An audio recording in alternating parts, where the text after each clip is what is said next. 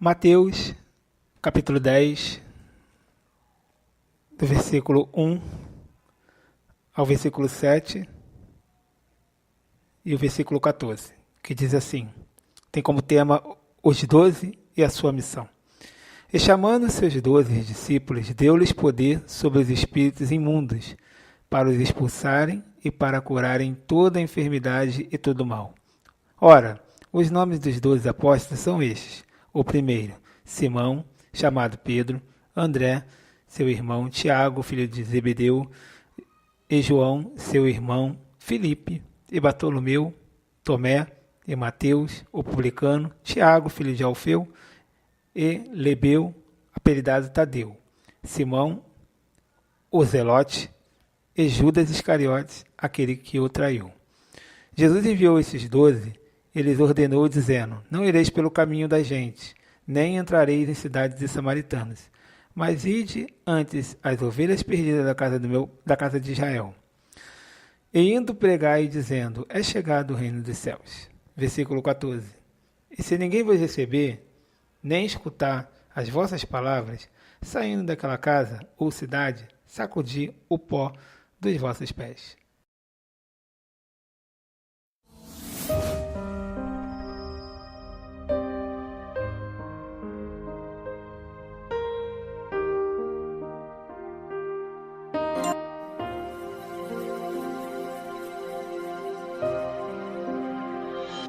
Amantíssimo Deus, eterno Pai, no momento do encontro na sua presença, Pai, em nome do teu Filho amado Jesus Cristo, te pedindo, Pai, que o Senhor venha falar através do meu coração para as vidas que estão nesse momento ouvindo a tua palavra, Pai. Que não venha ser eu a falar, mas sim o teu Espírito Santo falando através dos meus lábios. Me usa, Pai, com poder, com intrepidez, que eu venha me esvaziar e que o Senhor venha mexer do teu Espírito Santo e que o Senhor venha refletir na vida de muitos.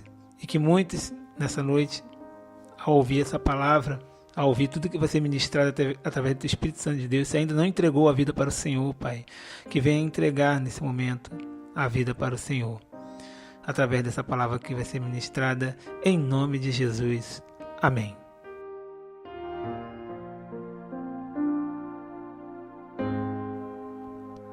Queridas, aqui na palavra do Senhor podemos observar Jesus convocando 12 discípulos.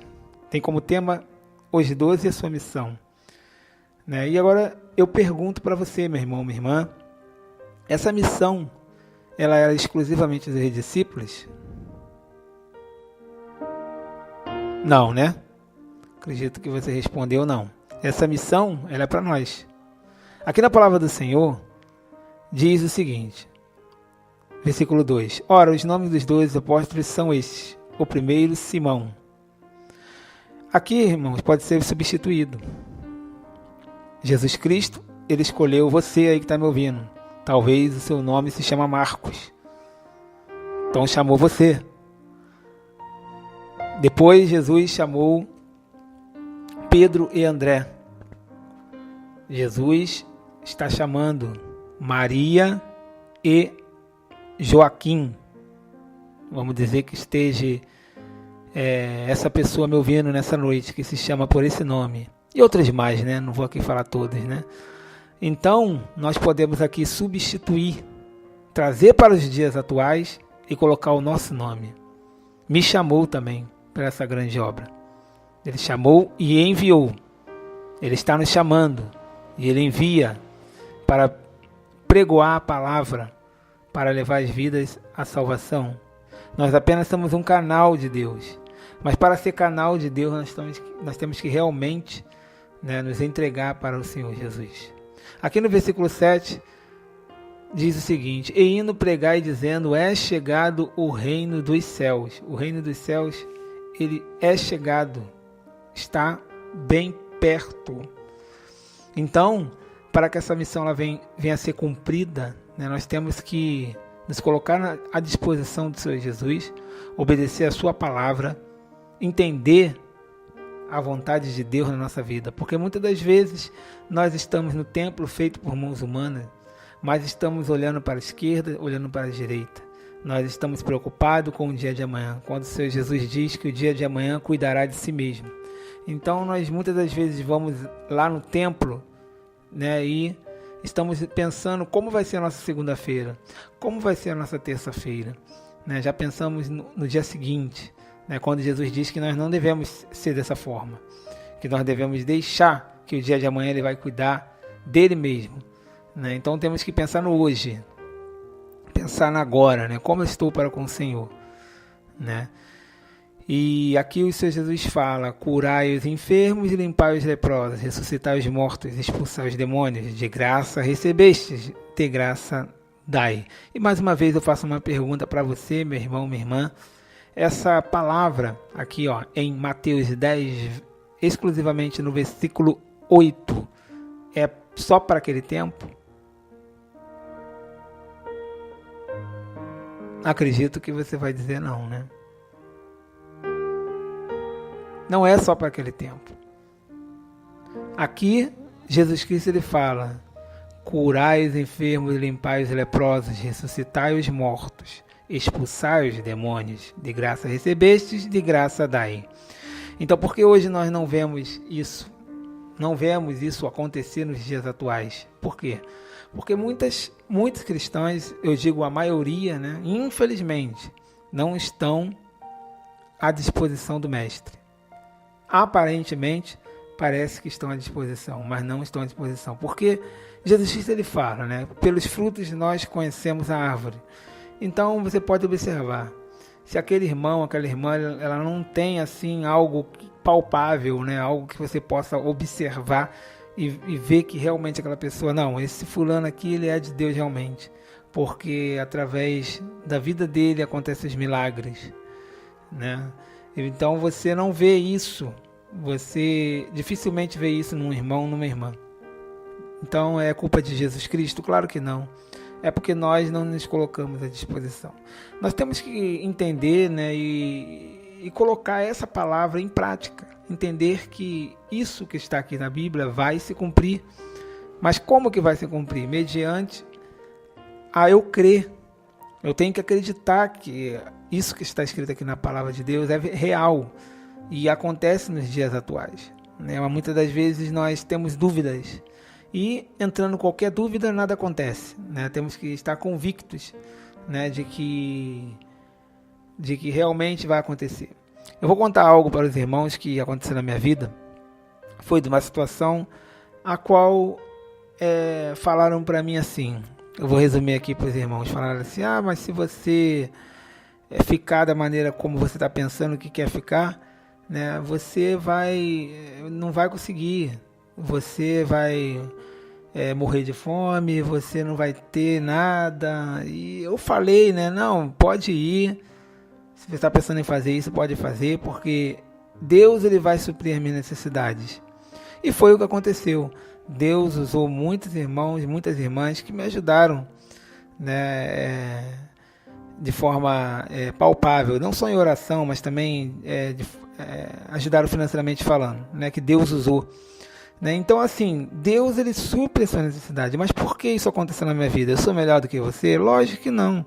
É porque eu estou me esforçando, sabemos que não é por esforço humano, não é pela graça de Deus, mas Deus ele vê a sinceridade do coração, né? Então ele te vê, ele te conhece, ele sabe se você realmente está em sinceridade, se realmente você está de pureza de coração. Se você estiver puro na presença do Senhor, se você estiver sendo sincero, né, você vai ter o amparo de Deus de uma forma completa, né? E o inimigo ele não vai conseguir te atingir. Não adianta. Você vai estar blindado. E tudo que falarem para você ao contrário, as palavras que falarem para você de derrota, de que você não vai conseguir, não, você vai conseguir, né? Você profetiza, você fala, não, eu acredito que eu vou ser bem sucedido, eu vou conseguir, Jesus vai me abençoar. E busque o reino de Deus em primeiro lugar. A palavra de Deus ela tem que estar em primeiro lugar na sua vida. Que todas as outras coisas elas serão acrescentadas. O que é difícil na maioria dos cristãos, eu também era difícil de eu entender, né, é pôr o reino de Deus em primeiro lugar. Porque muitas das vezes nós temos dúvidas. né? Nós pensamos, mas será? Mas será? Se tiver dúvida, não adianta, meu irmão, minha irmã. Qualquer dúvida que tiver no nosso coração, não adianta, porque Jesus, ele não age dessa forma, ele não age na dúvida. Você tem que ter a certeza. Então, o que ocorreu aqui com os discípulos, né, que eles saíram, eles curaram os enfermos, eles fizeram, né, essas maravilhas, as quais está relatada na Bíblia, é porque eles acreditaram, tomaram posse, né, creram de todo o coração, né, e saíram para pregar a palavra, porque Jesus, ele tinha determinado para que os discípulos fizessem isso, né? E aqui no versículo 14, Jesus Cristo, ele fala: e se ninguém vos receber, nem escutar as vossas palavras, saindo daquela casa ou cidade, sacudir o pó dos vossos pés. Então é interessante, é muito importante você levar a palavra do Senhor, né? Independentemente se vão dar crédito ou não, né? As pessoas costumam, a maioria, não dar crédito.